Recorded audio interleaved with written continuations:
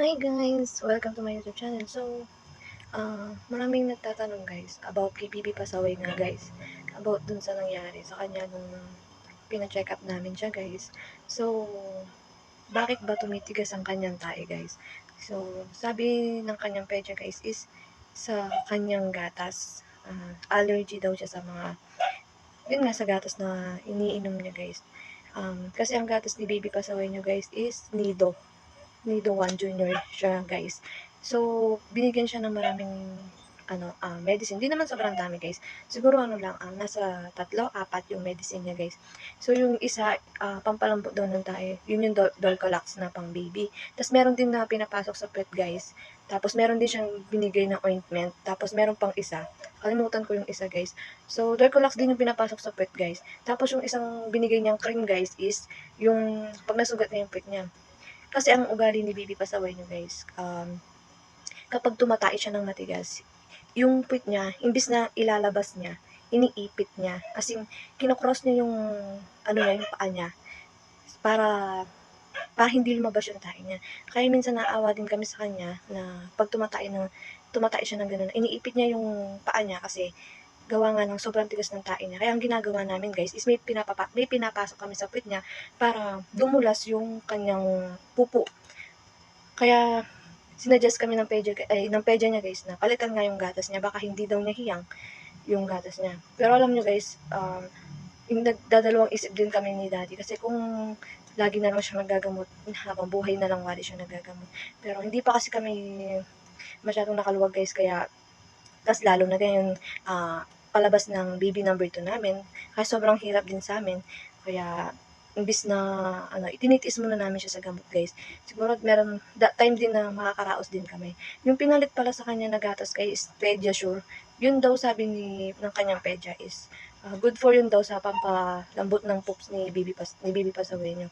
So, di ko alam kung ano ang nangyayari. Tulad na lang ngayon, matigas ang kanyang poops. Kaya, yun nga, ah, paano ba 'to?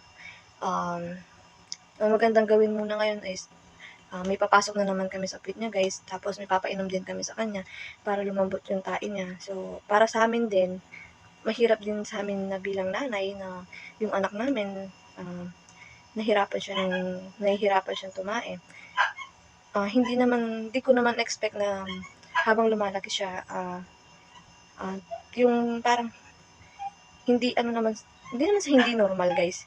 Ano naman siya, normal naman siya. Kaso yung pagtae niya lang kasi is matigas. Tas may time pa nga na pinipigilan niya yung tae niya hanggang sa makatulog siya. Syempre hindi kami kampante kapag ganun guys. Kasi tayo kasi kapag hindi tayo nakaka-poops, di ba parang ang bigat sa tiyan natin. What more pa kaya yung mga bata, di ba? So, yung iba kasi guys, hindi nila kasi alam yung na pag may pinapasok, alam namin sa bilang side namin, sa bilang ina, wala naman may gusto nun. So, um, pinagpipray ko na lang lagi, sana maging okay yung pagdumi nga ni Baby Pasaway niya guys. So, kasi sobrang hirap din naman sa akin to. Sobrang hirap na nakikita ko yung baby ko na nahihirapan sa poop. So saan ba daw nakuha yun? May history kasi kami guys na asthma. Yun yung sinabi may history ako ng asthma. So, yung parang kay baby pasaway niyo is naging sa kanya, napunta daw sa tiyan niya yun. Kaya naging allergy sa gatas. So, nung baby naman siya, hindi naman siya ganun. Nung palaki lang siya ng palaki, doon lang siya nagkakaganon guys. So, sobrang hirap din sa akin guys na makita ko yung anak ko ganyan.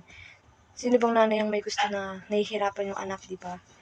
Tulad na lang ngayon guys, tumae siya is isang piraso lang guys. Alam niyo ba, ganito lang yung tinain niya. Ganyan lang kaliit. Tapos sobrang tigas pa.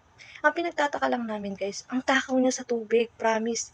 Makita mo siya, tubig siya, lagi ng tubig. Ang pinagtataka namin, yung tae niya. Yun nga, sabi nga ni Pedja, ni Doc, na sa gatas nga daw. Nga. Hindi naman, yun? Hindi naman matapang yung gatas niya guys. Pagtimpla ko, binabawasan ko na nga siya. Kaso, time talaga na matigas talaga yung tae niya. Akala nga namin noon is pag kumain siya ng chocolate, uminom siya ng kape, kumain siya ng ganito ganyan, is nakakatigas ng tae. So, hindi pala, dahil pala sa gatas niya.